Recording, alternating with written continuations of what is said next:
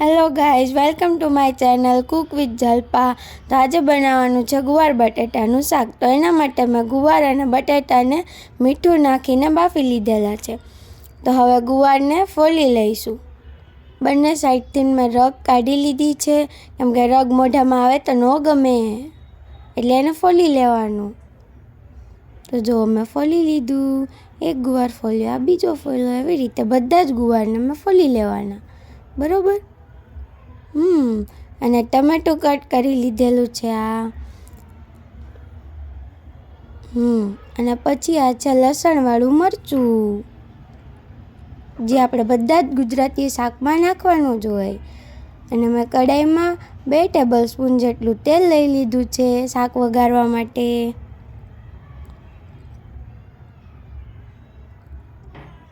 તેલ ગરમ થઈ ગયું એટલે એમાં અજમાથી ગુવારનો શાકનો વઘાર કરવાનો છે. અજમા સતળાઈ ગયા પછી નાખી છે મેં હિંગ,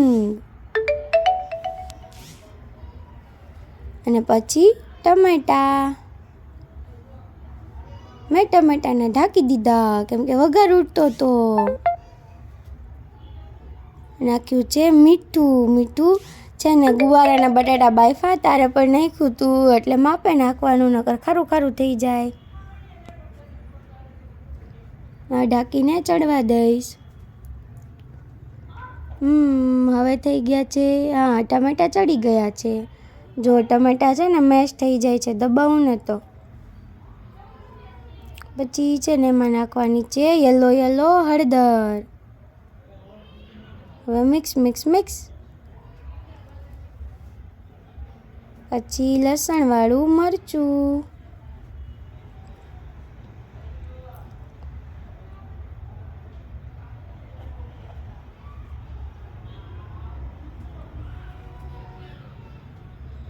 લસણવાળું મરચું મિક્સ કરી દેવાનું છે. ત્યારે લસણવાળું મરચું નાખીએ ત્યારે ગેસ ધીમો રાખવાનો, નકર મરચું બળી જશે.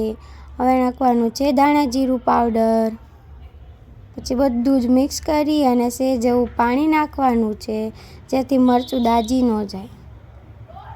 બધું મિક્સ કરી દેવાનું છે અને એને સેજ એવું ચડી જવા દેવાનું છે. જો તેલ ઉપર આવી ગયું, એટલું ગરમ થઈ ગયું છે, તેલ ઉપર આવી ગયું છે, બધું જ ગ્રેવી રેડી થઈ ગઈ છે. હવે એમાં નાખવાની છે ખાંડ, કેમ કે આપણે છીએ ગુજરાતીઓને સ્વીટ બહુ ભાવે, એટલે એ બધામાં નાખે. આ છે બટેટા બાફેલા,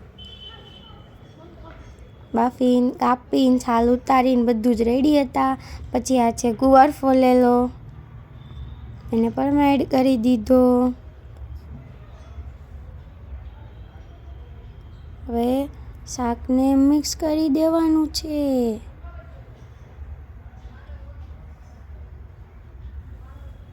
થઈ ગયું છે રેડી. જોઈ લીધું ને, આવું બનાવ્યું મેં લોટ છે ને બાંધીને રેડી જ રાખેલો હતો. તો હવે એમાંથી કરવાની છે રોટલી. જો હું છે ને લુવા બનાવું છું રોટલીના.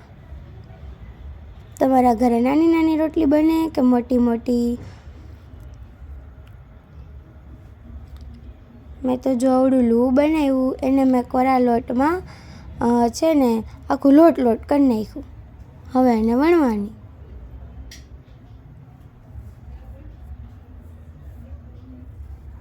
જો ફટફટ મેં તો વણી નાખી. બહુ હરખુડી રહી ને એટલે ફટાફટ વણી નાખી મેં રોટલી. મને રોટલી બનાવવી બહુ જ ગમે. જો મારી રોટલી વણાઈ ગઈ. મેં તવડી બનાવી. હવે મેં રોટલી છે ને શેકવા માટે તવી રોટલી બનાવવાની તવી મેં ગરમ કરીને રાખી દીધી હતી. એના ઉપર મેં રોટલી નાખી દીધી. હવે એક સાઈડથી રોટલી શેકાઈ ગઈ છે. પહેલી સાઈડ છે ને સેજ શેકાવા દેવાની હોય છે. હું એમ જ શેકું છું, એટલે મેં તમને એમ કીધું. પછી બીજી સાઈડ આવો કલર આવે ને બ્રાઉન, એવી શેકી. પછી એને ગેસ ઉપર ઊંધી નાખી દીધી, શેકી લીધી. ઓકે, જો એક રોટલી બની ગઈ. હવે મેં બીજી રોટલી નાખી દીધી. નાખી દીધી એટલે શેકાવા રાખી દીધી. તમે એમ કહેશો ભાઈ કચરામાં થોડી નાખો છો. ભાઈ એવું નથી, એવી ટેવ હોય ને બોલવાની, તો બોલાઈ ગયું. હા જો બીજી રોટલી પણ શેકાઈ ગઈ, ફૂલી ગઈ. બંને રોટલી થઈ ગઈ રેડી. હજી બીજી બનાવવાની છે, તો 2 જ લીધી હતી. પાપડ, હું પાપડ શેકું છું. કંઈક મજા આવે ને, નકરું શાક રોટલી ન ભાવે. તો હવે પછી મેં લીધી છે ડુંગળી કાપવાની છે. આપણે કાઠિયાવાડીને ડુંગળી બહુ ભાવે, બધાની હારે હોય. જમવા બેઠીએ એટલે ડુંગળી કાપવાની જ હોય. નાખી દીધું મેં મીઠું. જો મારી ડીશ થઈ ગઈ રેડી. શાક રોટલી છાશ પાપડ ડુંગળી. જો તમને મારો આ વિડીયો ગમ્યો હોય તો મારા વિડીયોને કરી દેજો લાઈક અને શેર કરી દેજો, અને મારી ચેનલને કરી દેજો subscribe. Thank you for watching. Bye. Have a good day.